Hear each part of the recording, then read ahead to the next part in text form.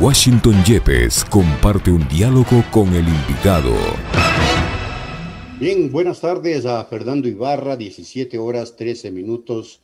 Él es dirigente del Parlamento Laboral y claro, la coyuntura política, económica, social del país ha provocado que en estos últimos días se produzcan una serie de movilizaciones de estudiantes, de servidores públicos, de gente que está sin trabajo, de proveedores del Estado que no han cobrado, de posgradistas que han trabajado durísimo en la pandemia y que hoy son bombardeados con gas lacrimógeno y son reprimidos por la Policía Nacional. Y ayer marchas también de profesores universitarios, estudiantes, trabajadores. Una situación, por cierto, Fernando, buenas tardes, muy crítica, a la que le pido haga una lectura para que podamos iniciar este diálogo. Nuevamente, buenas tardes. Buenas tardes, siempre es un honor el poder compartir un espacio de orientación democrática como el de ustedes. Sí, efectivamente, la pandemia ha servido de pretexto para imponer en el país un régimen de flexibilidad laboral y de atropello a los derechos humanos fundamentales brutal. Yo digo que por lo menos hace 50, 60, 70 años no se había visto tanta barbarie. Moreno no solamente que es un títere, sino que además el muñeco que representa es un Chucky, porque además es perverso. Moreno es una vergüenza, es simple y llanamente un paria que le ha dejado una estela al país que si algún día tuviéramos la conducta de los faraones egipcios deberíamos borrarlo de nuestra historia como que no existió. Si el retrato de Moreno va a constar en Carondelet, habrá que pensar seriamente en cambiar la sede del Palacio de Gobierno, porque lo de Moreno no tiene nombre.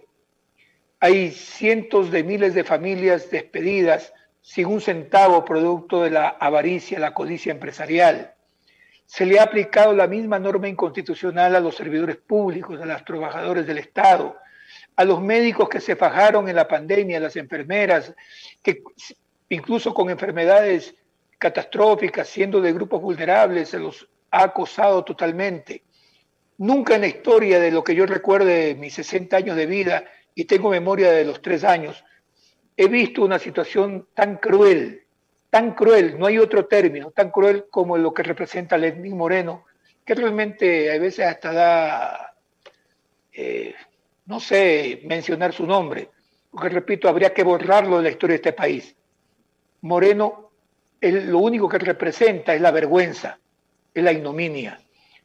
El pueblo se está levantando otra vez y seguramente lo hará cada día con más fuerza, porque obviamente que también todos tuvimos la pérdida de un familiar, de un amigo, de un vecino, de un compañero con esta pandemia, y eso nos ha obligado a ser responsables frente a este problema.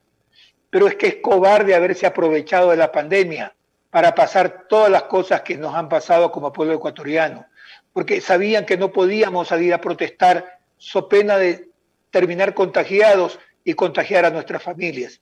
Eso a Moreno lo vuelve desleznable, lo vuelve impresentable como ser humano. Lo que entonces comienza a surgir una vez más como efervescencia de dignidad del pueblo ecuatoriano se va a seguir expresando. Usted se acuerda que yo hace más de 2 años dije que Moreno no estaba gobernando, que Moreno debía entregar el poder y que había que convocar elecciones anticipadas. Muchos medios de comunicación, muchos destacados periodistas dijeron que era exagerado. Muchos dirigentes políticos dijeron que yo estaba demasiado exagerado en el término. Pero el tiempo me ha dado la razón. Y sigo pensando que cada día que pasa Moreno en Carondelet es un día de mayor tragedia para el país. Digo que esto parece los 7 anillos concéntricos del infierno de Dante, en la que el pueblo ecuatoriano está en el último anillo, en la que ya no hay salvación a menos que Moreno se vaya y ya. Es terrible lo que usted escribe, Fernando, pero es bueno que los oyentes y los ecuatorianos analicemos las condiciones, en este caso, sociopolíticas que permitieron que apareciera en la historia política del país semejante engendro o semejante personaje, Fernando. ¿Qué pasó? ¿Qué pasaron los ecuatorianos? ¿Qué condiciones políticas se dieron para que aparezca este señor, por decirle algo, ¿no? Mire, yo creo que en eso, más allá de las acusaciones que Correa tiene que defenderse procesalmente, porque como todo ciudadano tiene el derecho universal a defenderse, todos tenemos presunción de inocencia, que sea la justicia la que en un término justo, equitativo, de debido proceso lo vaya juzgando, pero creo que el mayor error y la peor herencia que nos dejó Correa es Moreno.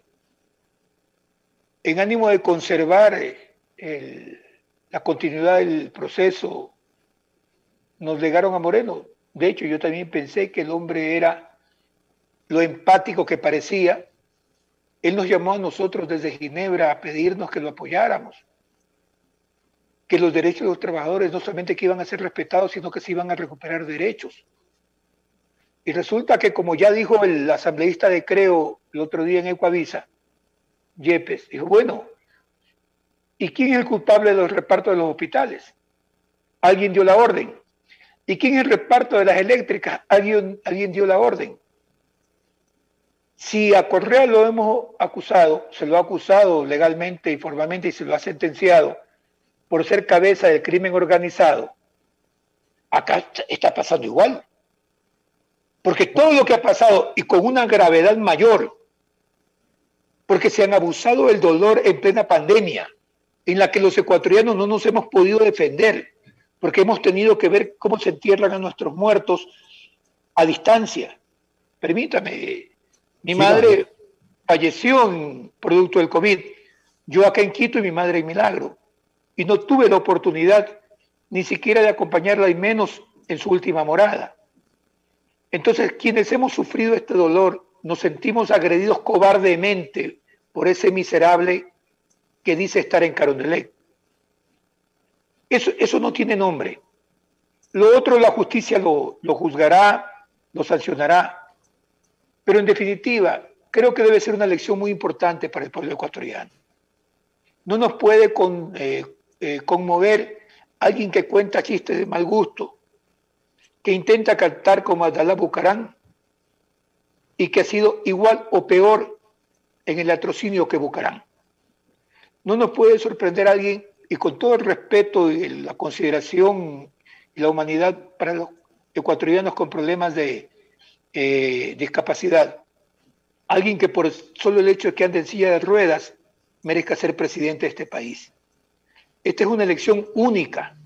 Repito, ojalá se pudiera hacer un proyecto de ley, aprobar un proyecto de ley para borrarlo de la historia. Porque nadie le hizo tanto daño. Correa pudo o puede ser, de acuerdo a la justicia, el líder de un grupo de corrupción, está siendo procesado. Pudo ser más, pudo ser menos, los anteriores igual, porque nos estamos olvidando del feriado bancario, nos hemos olvidado de los recolectores de basura, de Irandina, de Flores y Miel, es decir, hemos perdido la memoria de la corrupción histórica del país. Pero bueno, lo más grave de Moreno es que más allá de la corrupción que ha agravado la situación de este país, porque robarle a la gente cuando está a punto de morir, es como cuando al soldado en el campo de batalla que está herido de muerte, le sacan las botas, le roban la foto de la madre, le sacan el reloj. Es lo que nos hicieron en este gobierno. Entonces yo particularmente siento que lo que ha pasado y lo que está pasando debe ser la mejor lección histórica para este pueblo. Creo que la rebeldía de los ecuatorianos va a ir reventando. Ojalá los políticos entiendan que no se trata de intereses electorales, que a Moreno hay que despacharlo ya, porque cada día que se queda, este país se hunde. Y no es verdad la gran noticia, ya no se va a pagar 4.000 millones de dólares en 2 años.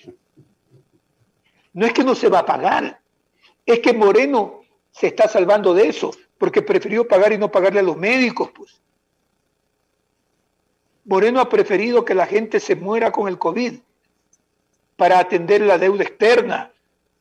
Imagínense, yo decía el otro día en un medio igual que ustedes ahora, porque producto de la persecución no están en el escenario que deberían estar y que ocupaban con mucho Derecho, decía, mire, el problema es el siguiente, es que tenemos un ministro de Finanzas que se queja de que por qué no se reactiva el consumo, pero si le rebajaron los salarios a la gente de 400 a 200, o sea, no hay poder adquisitivo. Hay más de 500.000 de gente expulsada de su trabajo. ¿Quién compra? Es que para reactivar la economía no basta con producir, hay que comprar, pues, porque si no, si se produce y no se compra, no sirve. ¿Cómo generas más empleo? A partir de que hay tanta compra que hay que producir más, porque la gente quiere más productos.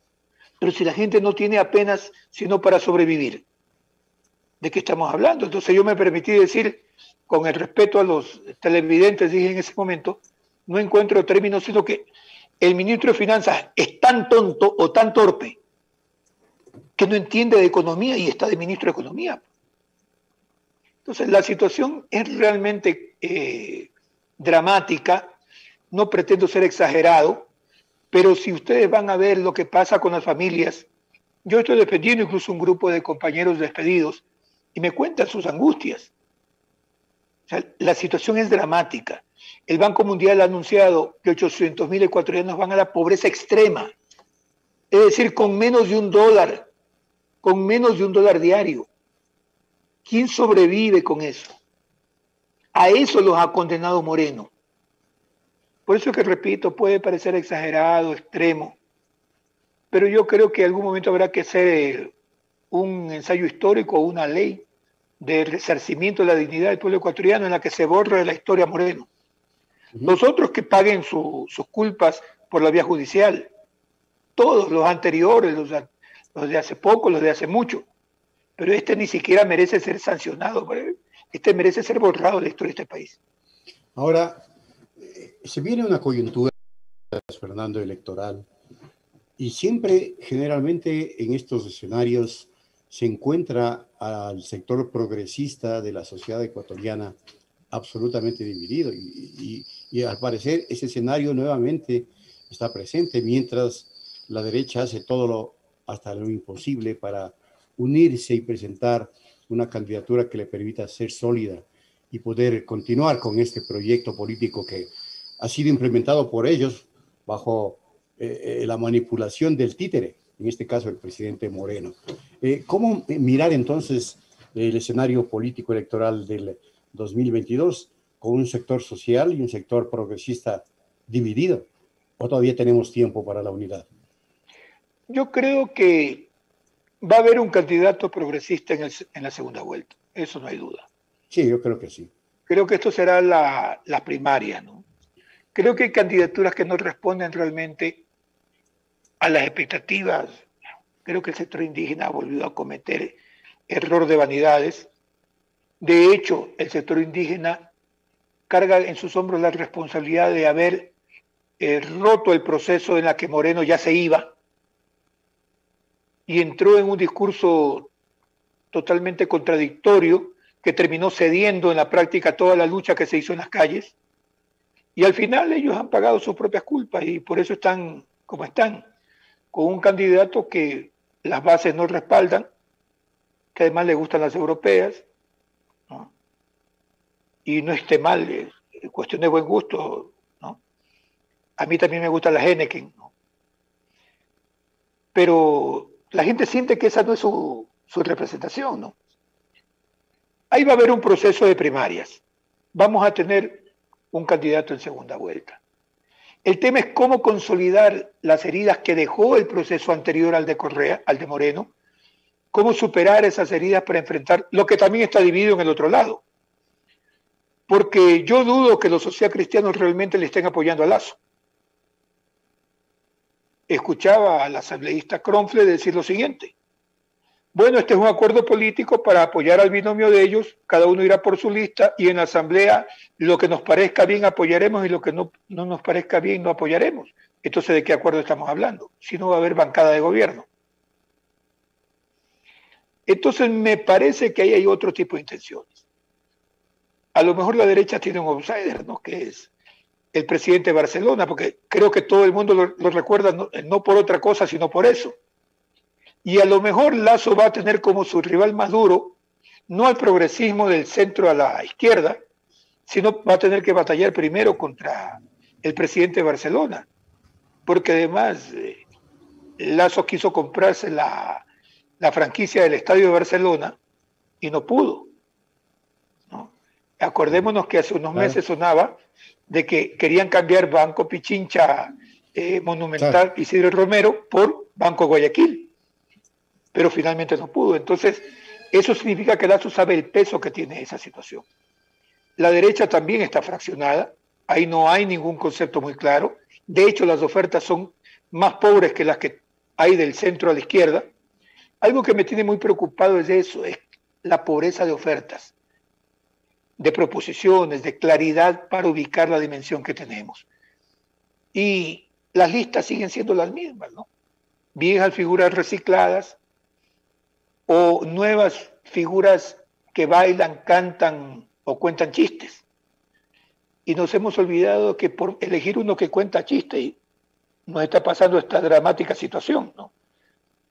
Entonces creo que el pueblo ecuatoriano va a tener que entrar en un proceso de reflexión muy profunda, porque lo que hemos pasado es también culpa de los que elegimos, ¿no? Nosotros vamos con el voto. Decía Facundo Cabral alguna ocasión en una de sus canciones, decía, es que yo no puedo dejar de apoyar a Menem, decía, porque yo soy responsable, yo soy el que lo tiene que cuestionar, porque yo le di mi voto, y si él no está haciendo bien las cosas, soy yo el responsable. Entonces, nos hace falta un concepto de voto responsable. Los ecuatorianos tenemos que asumir ese rol. Pero en definitiva, en este escenario medio raro, algún compañero me decía, oye, pero no, me parece que es una vergüenza que tengamos, cuando se hablaba de 19 binomios. Yo le decía, no, la vergüenza no es que hayan 19 binomios, sino que todos sean malos, ¿no? Porque se imagina usted el orgullo que fuera para los ecuatorianos decir al mundo, tenemos 19 presidenciales, uno mejor que otro. Tenemos que elegir entre Einstein y Hawking, por ejemplo, ¿no? La genialidad, ¿no? Pero bueno, los ecuatorianos tenemos que reflexionar y buscar alternativas. Este ha sido un pueblo que al final nunca se ha dejado hundir. Y en eso se está equivocando la derecha empresarial sobre todo. Piensa que está en su gran baile, en su gran fiesta. Pero le aseguro que este pueblo en poco tiempo va a tener una reacción tan importante que con cuidado y se equivocan en un detalle. Cuando el pueblo sienta que en sus intestinos se comienzan a juntar sus dos paredes porque ya no hay nada que comer, le importará un comino las ideologías y la religión y saldrá con dignidad, como siempre lo ha hecho, a reivindicar sus derechos. Y entonces los que se han aprovechado de la pandemia, una vez más, tendrán que buscar la de Villa de Diego, porque aquí la hoguera de Alfaro será todo el país para quemar a la gente que miserablemente se ha aprovechado de una situación tan crítica como la pandemia para tornar un modelo tan inhumano como el que nos están imponiendo. Finalmente, Fernando, le pido ¿cree usted que el presidente Moreno va a tener tiempo de completar su obra de destrucción aprobando las condiciones del FMI que se apresta a desembolsar algunos miles de millones de dólares, pero con semejantes condiciones, elevación del IVA, más privatizaciones, venta de activos y una serie de circunstancias más? ¿Cree que lo va a hacer? Porque le queda poco tiempo, pero bueno, con Moreno se puede esperar todo. Es que lo que le falta por hacer ya es muy poco. El país está destrozado. Realmente los escombros que ya tenemos de país, de sociedad, de proyecto de desarrollo productivo, lo otro que se pueda vender es solamente la cereza del pastel. Creo que la reacción popular que comenzó a levantarse va a hacerlo pensar muy bien. Bueno, es difícil que piense, ¿no? Pero entendamos de que con esas neuronas que él dice que son átomos que están en el ambiente y que ahora entiendo por qué hablaba que los átomos de Hitler también los tiene él, ¿no? Sin llegar al nivel intelectual de Hitler, porque eso también hay que aclararlo. Pero creo que la reacción popular va a frenar mucho esta situación. Creo que los intereses también económicos de los otros grupos no le van a permitir que él y su grupo, entre comillas, lo dijo un asambleísta, no yo, y su banda, se carguen con el resto. creo que le van a decir a él claramente que o para la situación en la expectativa de que eso lo haremos nosotros, entre comillas, quien gane, estos grupos de poder que andan buscando la presidencia, o lo depondrán del poder, porque ya un asambleísta de Creo dijo que todos los dedos apuntan a que el jefe de la banda es Moreno, y eso huele a juicio político contra el presidente de la República, que además no estaría de más, ¿no? En todo caso, yo no creo que Moreno tenga más que el tiempo, creo que tenga las condiciones para ir a ese tipo de situaciones, a menos que quiera que este país termine convulsionado y que inclusive el propio proceso electoral termine interrumpido producto de la ira popular, porque esto ya no va a significar solamente un levantamiento que no necesita convocatoria, que no va a necesitar líderes que lo convoquen. Es más, creo que los líderes sociales estamos siendo rebasados por la ira popular, y Moreno se está arriesgando a que esa ira popular, como ese fuego abrasador que termina por liquidar toda la ignominia, lo termina liquidando a él. Muchísimas gracias a Fernando del Parlamento Laboral que nos acompañó esta tarde aquí en la tercera emisión. Hasta una próxima, Fernando. Gracias. Siempre es un honor. Muchas gracias. Punto Noticias, el mundo de la información.